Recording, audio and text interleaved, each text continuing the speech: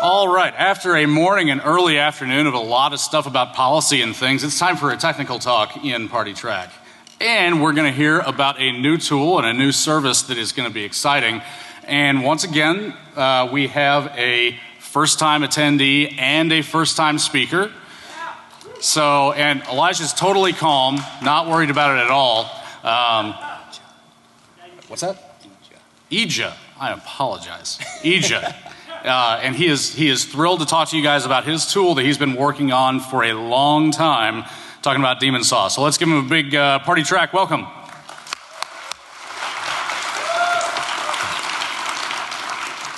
Thank you. Recently, our right to share files online has been under assault by governments, corporations, and others who fear openness and personal privacy rights. People have been persecuted, fined, and even imprisoned simply for sharing data electronically. As private conversations transition from the home to the web, we're losing our fundamental rights to privacy and personal beliefs. Imagine for a moment a secure file sharing application that lets you share whatever you wanted with anybody you wanted across all of your devices without fear. Governments, corporations, and others would not be able to know what you're doing, what you're sharing, or know who you are. They wouldn't be able to track your IP address, and not being a centralized based network, they could not take you down. Now, imagine 1 million file sharing networks just like that. This presentation is a free data manifesto, a historical analysis, and a recipe for creating a new type of file sharing application. My name is Eijah, and I believe in the right to share. Glenn Greenwald said, "One can easily remain free of even the most intense political oppression simply by placing one's faith and trust in institutions of authority." But I think the Bible says it even better in Psalms 56:3. "When I am afraid, I put my trust in you." The modern internet is a very different place today than it was in the past. We can define the modern internet by 4 different states. It's a state of trust, a state of convenience, a state of control, and a state of change. Over the last 15 years, the internet has shifted from a web of isolated content to a cloud of interoperable networks and trusted third parties. A primary reason for this state of trust is technological innovation. Speaking of a change. Continue. Shot time. So companies have begun to support open source technologies, web and data standards, shared protocols, and interoperability. This has been going on for the last 15 plus years, but it's more prevalent now than it ever was before. Interoperability being the mutual trusting and coexisting of disparate domains, like single sign-on, shared authentication protocols, and OpenID, which is what we use when we log in with our Facebook accounts. Okay, now we're ready. All right, let's do this. All right. So, you all know the drill. By the way, I wasn't going to interrupt a Bible verse walking in here. I had to pause for a second. I'm like, oh shit, maybe I better. Anyway, it is very hard to get selected at DEF CON. Congratulations. Thank you. Welcome to the team. Thank you, guys.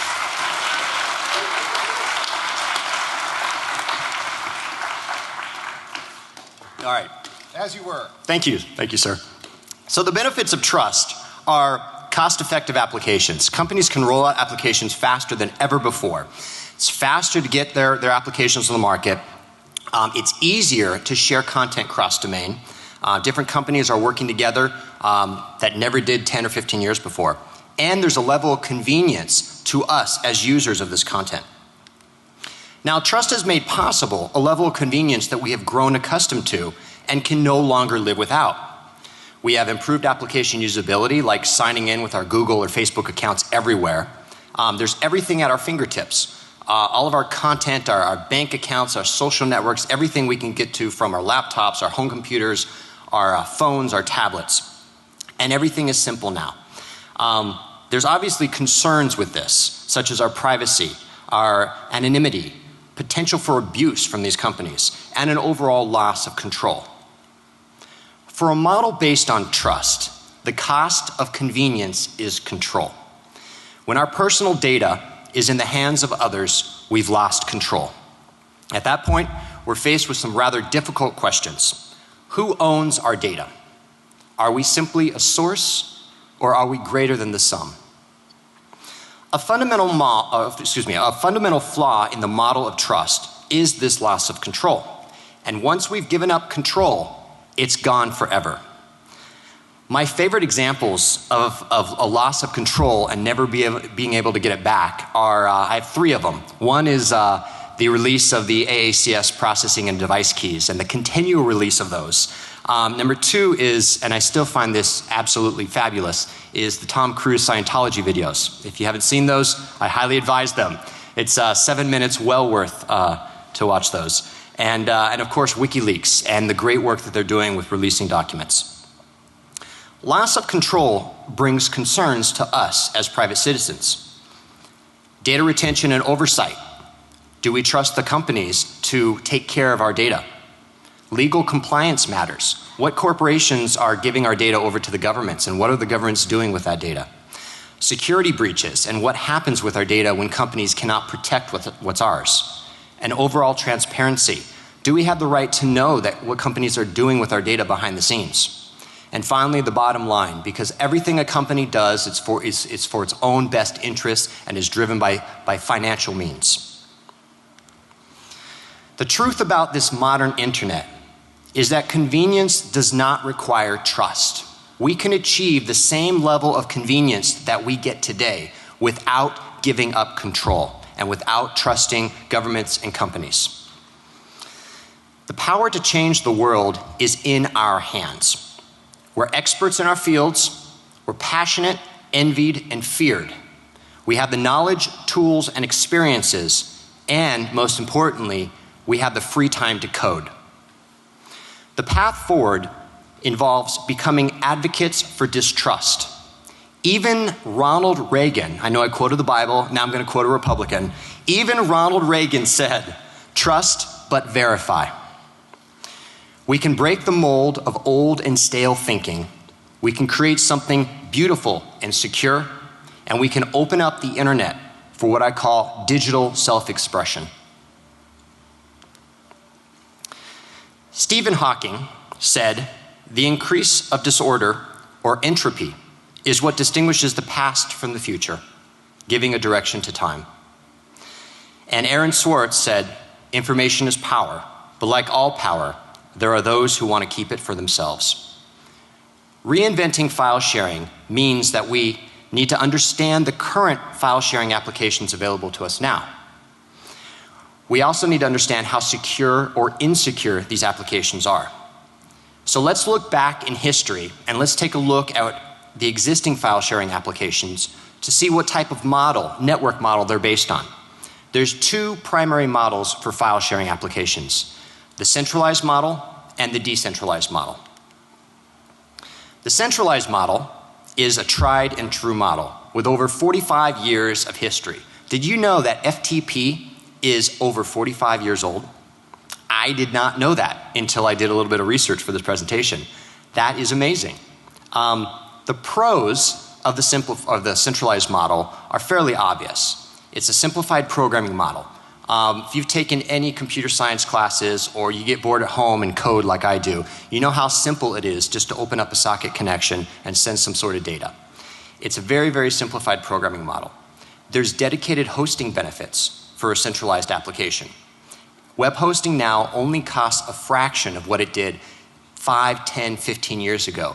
You can get a shared hosting environment in Linux or .NET for $3 a month. That is extremely inexpensive. The cons are logging and auditability. There's a lot of credential-based security with the centralized model. Companies are storing our information. There's the question of digital rights management, identity or IP and usage transparency. And the centralized model is easily susceptible to takedown. It's a single point of failure, and it's very, very easy for governments or corporations or the legal system to go after a single point. Here are some examples of different type of file sharing applications that use the centralized model. Most of these will be familiar to us. We have file system based like Samba or NTFS. We've got IRC, FTP. We've got some web-based choices like Mega, RapidShare. We've got some new streaming applications like Netflix, Prime, Go, etc. And we've got cloud computing, which entered the market a few years back, like Google Drive, Amazon Web Services, Dropbox, etc. The decentralized model, on the other hand, is a rather newer model for file sharing, but imperfect as well. The pros are there's no central point of access or failure. It can also last forever. A well-designed decentralized file sharing application or network, once live, has the potential to never be taken down. However, there are some concerns with the decentralized model as well, such as identity and IP usage transparency. That's the same con as we saw in the centralized model, and we'll talk about that later on. You also have the loss of anonymity. Your IP address is revealed, and that can be linked to your name. There is personal liability, which is something new. The legal system can go after us directly for downloading files via BitTorrent. And then there's a security issue too. Really quick, I just want to point out some of these. These should be all familiar to you, but BitTorrent, to go way back, Napster, the start of it all, stuff like Plex, rsync, or Plex is newer to the market, and then of course some streaming applications that I think are very exciting, like Chromecast and of course XBMC, which has been around for a long time now. File sharing is an amazing technology, but this doesn't mean that it's perfect. There are some fundamental problems with file sharing. For example, file sharing is insecure. Either we trust a third-party source, like a centralized server or a set of applications, or we risk revealing our identity via a peer-to-peer or a decentralized network. There's also legality issues with file sharing. It's also inflexible. I want my files available to me at all times. I don't want to force sync content across my devices. And what if I'm offline? If I'm offline, I can't stream Netflix, or I can't grab my files via Dropbox. So I want more flexibility in file sharing. It's also inconvenient. I want to watch the show that I'm paying for. I don't want to watch ads. Probably the thing that most upset me about Hulu Plus is the requirement that we watch ads. Some of them are funny, but seeing the same ad 4 times over in an hour is not funny anymore. Why do we have to watch ads? File sharing is also unreliable. If you look at streaming providers, they have exclusive content and they have licensing disputes, which changes the content available on their sites. Netflix, Prime does this all the time. Network outages.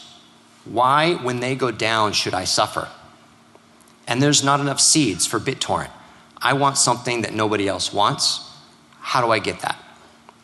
File sharing choices are sometimes expensive. Has anyone looked into upgrading their Dropbox accounts? The free 2 gigs that we're given cost substantially more when you want 100 gigs. That shouldn't be the case. Hard drives are cheap these days. The cloud is also expensive. And not only the price, but what do these companies do with our data? Who has access to that? And then what if it's stolen? Netflix and Amazon Prime, I think, are doing it the best. HBO Go, not so much. I don't want cable or satellite. My HBO subscription is through uTorrent. Some of my friends get their HBO subscriptions through the HBO subscriptions of their friends and their logins. I would prefer to watch HBO through Netflix or Amazon Prime. Now granted, HBO finally caved in recently if you want to watch shows that are 5 years old.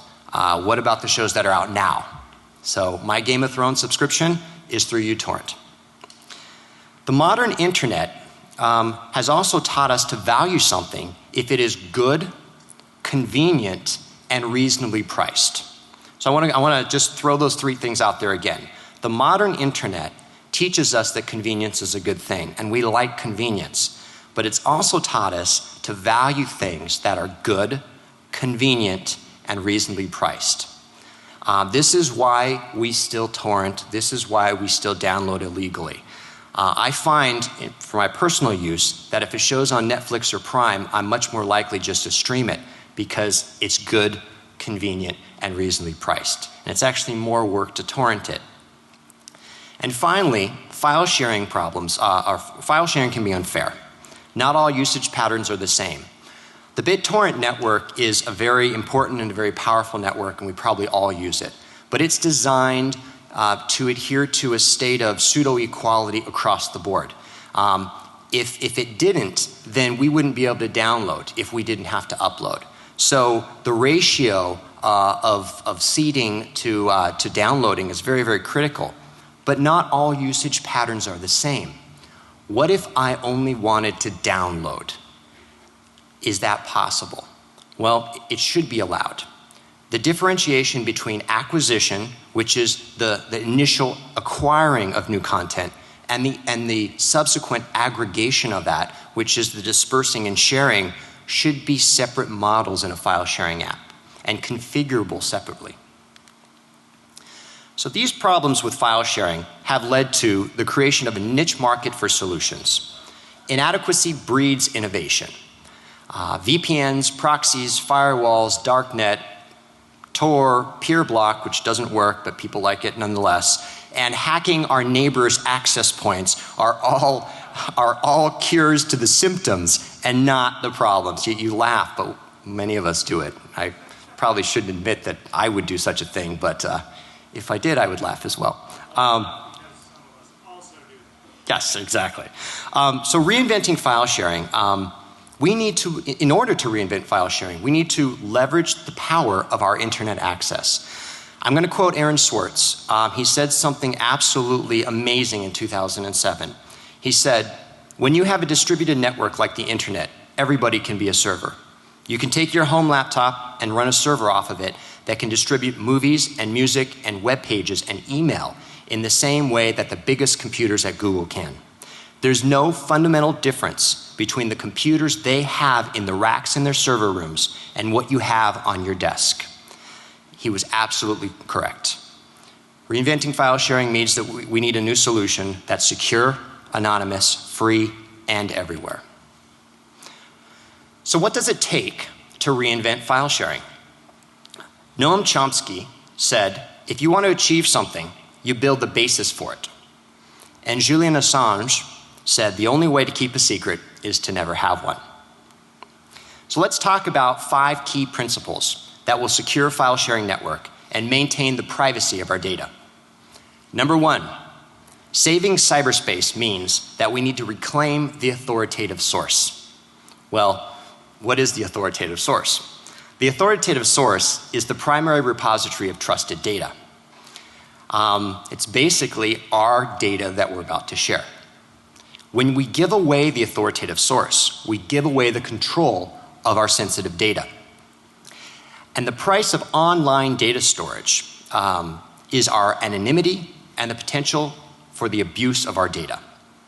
So the foundation of file sharing is data, right? Everything is based around data. And data should be the first thing secured and the last thing to be compromised.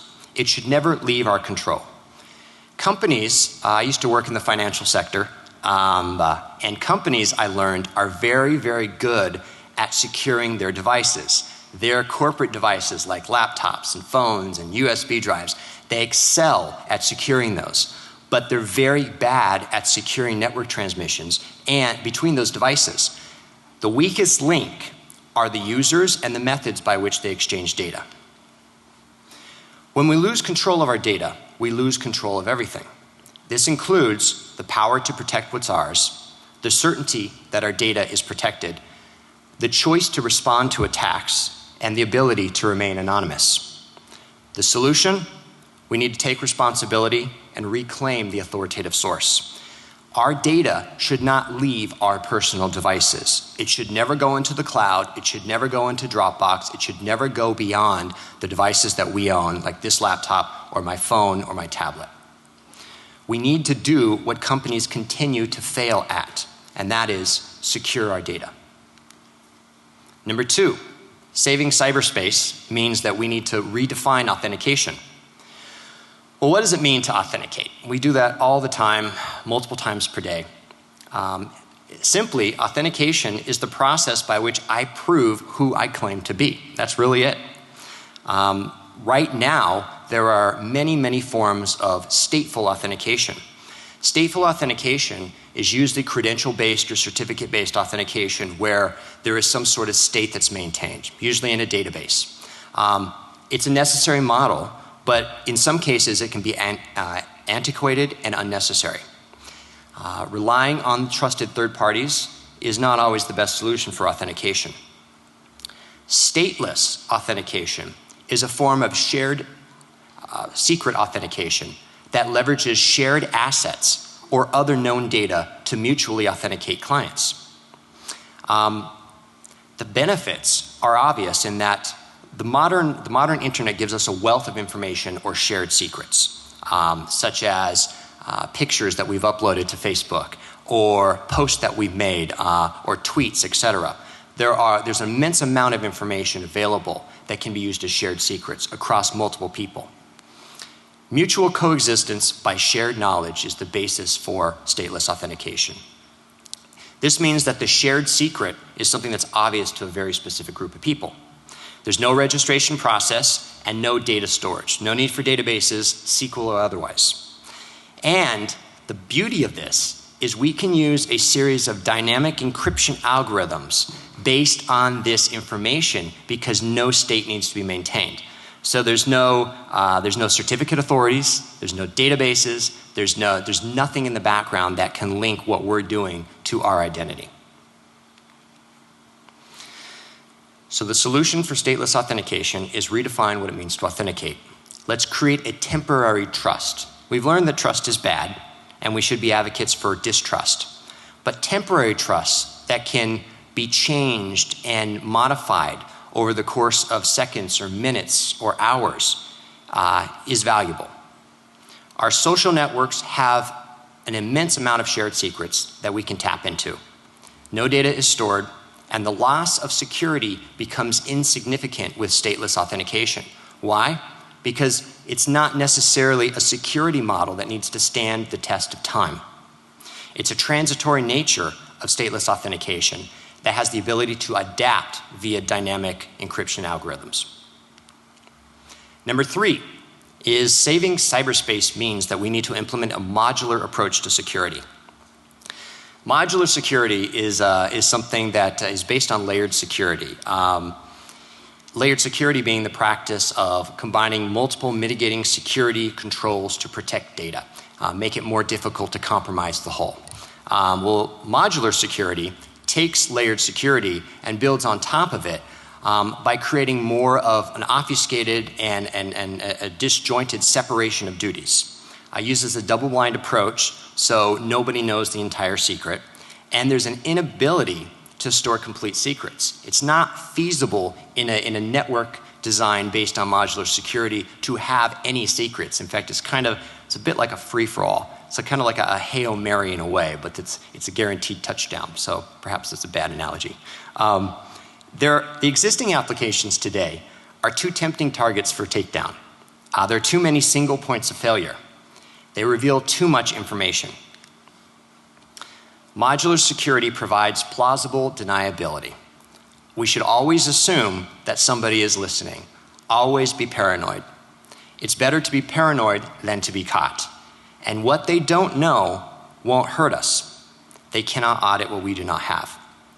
The solution: implement multiple modules of defense to resist penetration. As messages propagate through the transmission stream, they will increase in strength. But nobody will be able to know the entire secret. And even a compromise of 99% of the network will not reveal the entire secret. Each module, therefore, is isolated, autonomous, self-sufficient, and resistant to attacks. Number 4, saving cyberspace means that we need to leverage existing protocols. Our choice of protocol, message or otherwise, does not define us as an application. When we create a new file sharing app, it's really about art and science. This is my second file sharing app now in the last 15 years that I've created, and it truly is always a journey. This one I'm about to share with you shortly has taken a year part-time as a labor of love. But creating a message protocol is true wizardry and much more difficult than creating a file sharing app. So use standard protocols. The benefits are obfuscation, which there's a Japanese proverb that I love that says, "The nail that sticks out gets hammered down." What this means is calling undue attention to ourselves will only result in problems. So let's blend in with the rest of the HTTP network traffic. Pretend like we're no different. It's interoperable. It will work with existing web services and websites, and hopefully will arrive at undetectable transfers. The solution, keep a low profile, use these pre-existing protocols, stuff like HTTP, XML, JSON, etc. And finally, number 5, is saving cyberspace means that we need to support a more flexible and adaptive model for file sharing. What does this mean, flexible and adaptive? Well, first of all, we need to be simple and effective. It needs to be easy to use our file sharing app. BitTorrent is an amazing protocol, and uTorrent is an amazing application. I use uTorrent almost every day. It's very complex, and a lot of my friends aren't necessarily, they're not like us. They might not have the same technical background. So if we can make something that everybody can use, then file sharing can be everywhere. Individuals, families, and organizations, small, medium, and large, should be able to use this application equally. It should be available on all of our devices: phones, tablets, workstations, laptops, servers, and even low power consumption devices like the Raspberry Pi and the Eijah, or even these badges, should be able to run file sharing networks. It's very, very possible. Also, operating systems should be operating system agnostic. Windows, Linux, Mac, Android, and iOS, it should support all of them. And finally, we need a hybrid model. We need a file sharing app that takes the best of the centralized model and the best of the decentralized model and removes everything else that's crap. How do we create this hybrid model? We need to abstract the content from the transfer. No fixed servers and no direct peer-to-peer. So nobody knows about your IP address and no fixed servers. It needs to be pervasive and ubiquitous. What's that mean? It needs to be everywhere and throughout everything. And it needs to be secure, anonymous, free, and everywhere. Edward Snowden recently said, "I don't want to live in a world where there's no privacy and therefore no room for intellectual exploration and creativity." And Bjarne Stroup, his name is very difficult for me to pronounce. He's one of my personal heroes, the founder of C++, said, "People who think they know everything really annoy those of us who know we don't." I think that's true, right? He's a far smarter man than I am, and he seems to get annoyed quite frequently. So do we really need, let's be honest, do we really need another file sharing application? This is something I struggled with a year ago before I started writing Demon Saw. There's a lot out there, and every year there's a new file sharing app that comes out. Recently I found myself halfway around the world. I won't tell you what area of the world or what country, but it was far, far from home. And I found myself there for many, many months. And I realized that I had no good way of getting access to all the files that I had downloaded previously. I had no good way of sharing or accessing my content. And I felt a little vulnerable. And I thought, why is this the case? Well, I could have FTP'd it somewhere, or I could have uploaded it to the cloud, or I could have paid Dropbox or Amazon a shitload of money to host my content. But I realized I wasn't happy with the current state of file sharing. I wanted to share with my friends and my family, or 10,000 complete strangers. And I wanted to do it whenever I wanted on any device. I wanted access to all my content from anywhere in the world, and I wanted convenience and control. So why doesn't a solution for me already exist? I realized this is a problem that we could solve. I'd like to introduce you to Demon Saw. Demon Saw is a tool that allows me to share my files my way. In fact, just this morning, we made DemonSaw available to the public. Demonsaw.com. If you go there, you can download it, have fun, do whatever you want. It's free. When I was stuck across the world, I realized that most file sharing networks, they really break down to 3 fundamental components. When you look at any file sharing network, BitTorrent, FTP, doesn't matter. They all come down to 3 fundamental components, and that is you have a client or multiple client nodes. And what these do is these either upload or download. They either share or acquire data. And then you have this type of node that serves as really a message propagator. What it does is it controls program flow. It makes sure that messages get sent where they need to. This can be torrent trackers, or this can be built into the client in the case of more direct applications like FTP. And then finally, you have what I call a server component, which is really responsible. It's the dumbest of the 3 components. All it does, it's like a tank. All it does is data gets sent through it. 99.99% of the bytes get sent through the server. All it does is propagate data. Most file sharing applications have combined these 3 components into 2 components.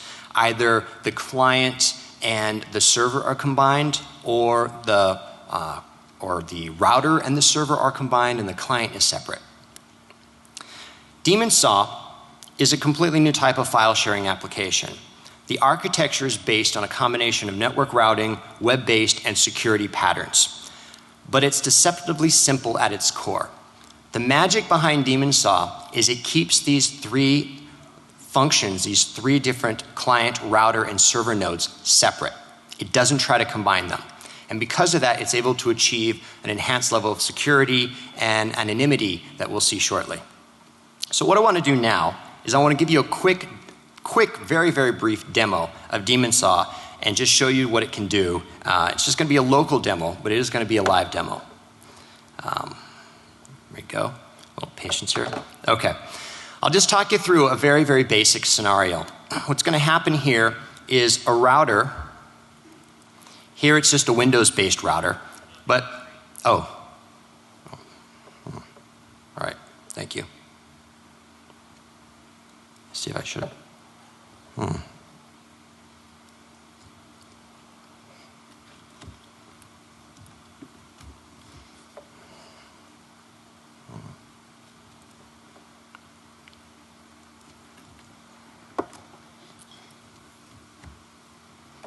All right.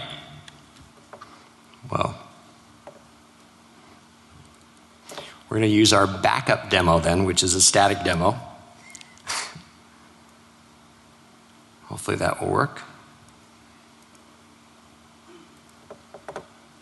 Okay.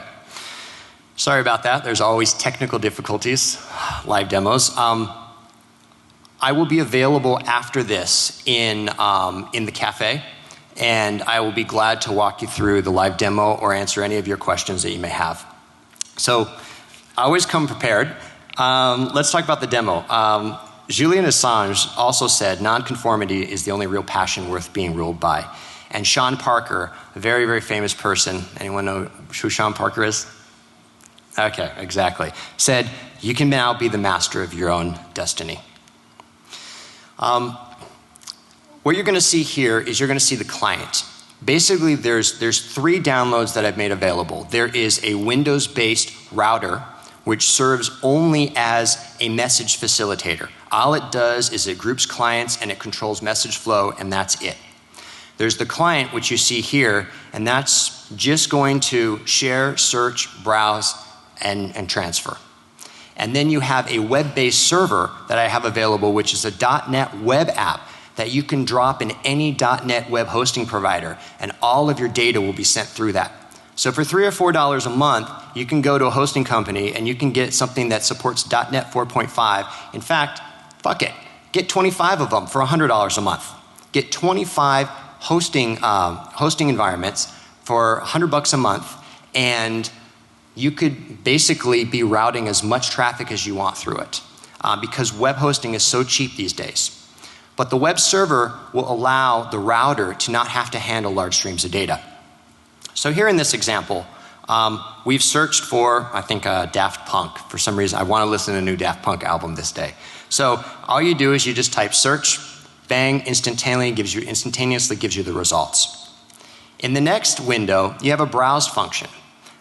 This allows you to navigate through any of the content in your secret group.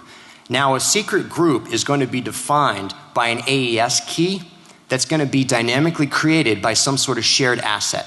In this version of DemonSaw, that shared asset is simply going to be an image. So let's say the front row and I'll have that picture of the Christmas party where things got a little crazy, right? All right? Things got a little crazy, we all had a good laugh, and then we all wanted to forget about that party. Well, let's use that image, and suddenly the 12, 13, 14 of us are in a group that nobody else can get to. And anything that we share will only be available to us in the group. But even through using the client, we're not going to know that I'm downloading from you, or you're downloading from me, or you have X, Y, and Z files available. But we are going to isolate ourselves to a specific group simply by this shared image from which our dynamic AES keys are going to be created. We'll be able to browse each other's content. And by the way, the names of the clients here are really irrelevant. You can make them whatever you want. Server and workstation seem to work for me. You can transfer and download stuff and see your status, very Napster-like. And here, you can share content. So I can choose what folders that I want to share. And this is a little browse window where I can get access to my content. And right here, you see the little image of the little demon guy. That is the image from which the AES keys will be created. So if you want to deny somebody access to your group, this is why security is almost unnecessary and insignificant for DemonSaw. All I do is I change my image and nobody gets access to my shit. That's all I have to do. So let's say one of our friends that we don't like to hang out with found that image, all right? And he suddenly wants to transfer all of our Daft Punk. And for some reason I don't like him. We just change our image. There's no need to revoke security access, or we change an image every day. It's something different. The lack of an image will default to the global or the default group, which is basically what BitTorrent does now. So if I choose not to have an image, it defaults to nothing. Oops. All right. Now, sorry about the technical difficulties. Now, how does DemonSaw address all these problems that we talked about with file sharing, right? First of all, it's secure. There's no peer-to-peer. There's no IP addresses that are revealed. Nobody can know what you're downloading. Nobody can even know what you're uploading. Then there's no centralized servers. The routers and the servers that we talked about can be dynamic and shift as much as they want. In fact, I don't have my phone on me, but now I do. We're right now working on an Android port of DemonSaw that will bring the client and the router to your phone. So what that means is I'll be able to host a private file sharing network on my phone, and all the data that gets transferred can be sent through hundreds or thousands of different servers all around the world. They can be in countries that don't discriminate against data sharing rules or data sharing in general. But I can control my own private file sharing network from my phone. That's what we're working on right now on Android. And I can download stuff from my phone. And we'll also be working on Chromecast and possibly Plex plugins. So you can download stuff, and 2-3% that it's done, you can stream it to your TV. Anywhere in the world, have access to any stuff. So it's not just local like Plex or DLNA or XBMC, but you'll be able to do this from your phone. We all have old phones, Android or otherwise, that are sitting around, right? They're doing nothing. Plug them in, make them routers. Take them with you, have them access wireless networks, and suddenly you have a mobile router that is your file sharing network, that nobody knows what you're doing. DemonSaw is encrypted. Everything is encrypted. There's multiple layers of encryption. We leverage encryption standards. You could theoretically rotate encryption keys and algorithms at will. That's something we can easily add if the need's out there. There's varying encryption types and algorithms. We use Diffie-Hellman, we use AES, mutating, automatic, isolated, data-driven, and stateless algorithms. There's varying encryption techniques. Messages and data are encrypted separately. So if somebody sniffs your network and they happen to get access to one of the message packets, and they happen to know the shared Diffie-Hellman key by some act of God, and they happen to decrypt that message packet, they won't even know what you're trying to do. They won't know what packet that belongs to, whether it's uploading or downloading a file. They'll have no idea what type of file you're sharing, or even if you're sharing a TurboTax document from 2003. They'll have no idea. In order to know that, they have to completely compromise the entire end-to-end chain, which is what we saw with modular security. And of course, authentication and authorization is all done via keys. Demon Saw is anonymous. There's no logging, no registration, no data retention, no loss of control. In fact, I'll even go one step further. It's free and there's no ads. You can use it however you will. There's no callback to demonsaw.com. I don't even know you're using it. I don't even care you're using it. A year ago, I started on this journey to write this to meet my needs, and I want to share it with everybody because I thought maybe other people share my need. It's yours to use however you want. You can set up a sniffer and you can verify that I'm not sending any data back to demonsaw.com. It's modular. There's a separation of messages and content. We're unable to deduce the type of content exchange. This, of course, is the need-to-know basis. It's simple. You saw the interface. It's share, search, browse, download, and upload. And that's it. I'm sure the Android and the iOS versions will be even simpler once we've created. Use it at home, work, or while traveling. It will go right through most firewalls because it's standard HTTP. Nobody will even know what you're doing, which is great because I didn't really think about the security ramifications of this, but if you set up a Demon Saw client and shared your C drive, yes, you could transfer your entire work computer from home.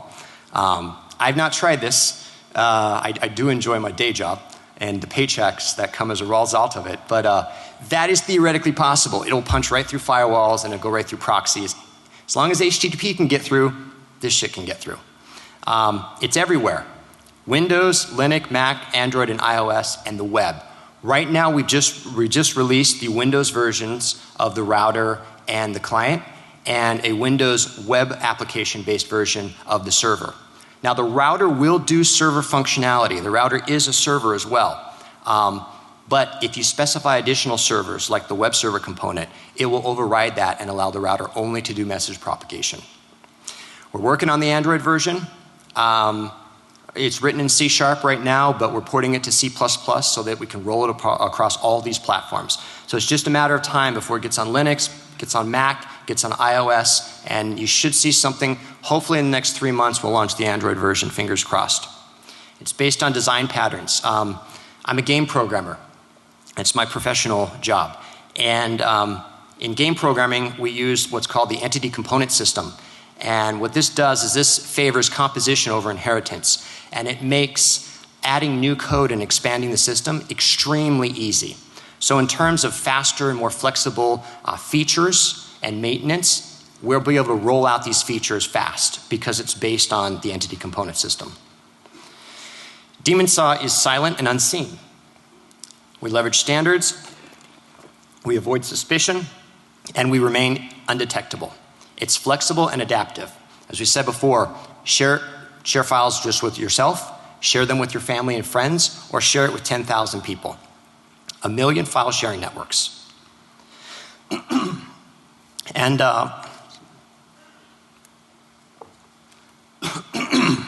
excuse me. And finally, if you're curious what the architecture looks like, here's a picture of a very, very simple Demon Saw network. The router is performing message propagation and data propagation services. There's 4 clients in this example. They don't have to be all different devices, but here's a very, very simple way that you can share your content just with yourself or with 3 other people. There's a UPnP functionality in the client or in the router, and it will just open up the ports appropriately in your routers. If you just have stuff and you just want to get to it from work, this is a great way to do it and not trust Dropbox or the cloud. And since it's your shit on your devices, it's free. This is a slightly more complicated design, which I think is going to be probably the majority of use. This is a friends and family model. Here you have a router that just does message propagation in the center. Very, very lightweight. This can be on a phone, or right now this can be on an old Windows box that you have sitting around doing nothing. You have a bunch of clients that can be anywhere. And you have some servers here, one a web server and one a Windows server that does the data propagation services. So when files are uploaded or downloaded, they're sent through the servers. And the router is a very, very lightweight. And finally, a much more complicated network topology of multiple routers that are completely isolated with multiple servers and multiple different groups that all have different AES keys because they have a different shared secret. The green groups all have the same shared secret, the red groups have a different one, and the purple groups have their own. We're currently working on session propagation technology, which would allow any routers that opt in to be able to propagate the sessions of people that are logged in, which means that you could theoretically log into any router and be able to access anybody else. This is something that we're working on right now. We haven't thoroughly tested it. We haven't really vetted some of the security concerns with it, but it's something that's in the works. I think it's kind of a cool idea. And in summary, Albert Einstein said, "Only a life lived for others is a life worthwhile." I created Demon Saw as a labor of love to meet a personal need. I want to share it with you because I think it met my need, and if it meets your need as well, then I encourage you, download it, use it, let me know whether you like it or not. If you have feature ideas, please email me. And Steve Jobs said, and one more thing, changing the world, our potential is unbound. We possess a tremendous amount of talent, we're good at what we do, and we enjoy what we're good at. We can create something new and beautiful that can change the world, and we can do it together. Demon Saw is a tool that deviates from the insecure models of file sharing. It's a new way to share our content without fear. It's secure, it's anonymous, it's free, and it's everywhere. My name is Eijah, and thank you very much. You can contact me here and Twitter and the website. Thank you. Hey, Eijah. Eijah. Yes. I have one question for you real quick. Oh, yes. Can you explain how it is that you're tunneling the encrypted transportation over HTTP? We're almost out of time, but I'll take a quick stab at it, and if you want more information, I'll be at the cafe afterwards as long as you guys need to meet or chat.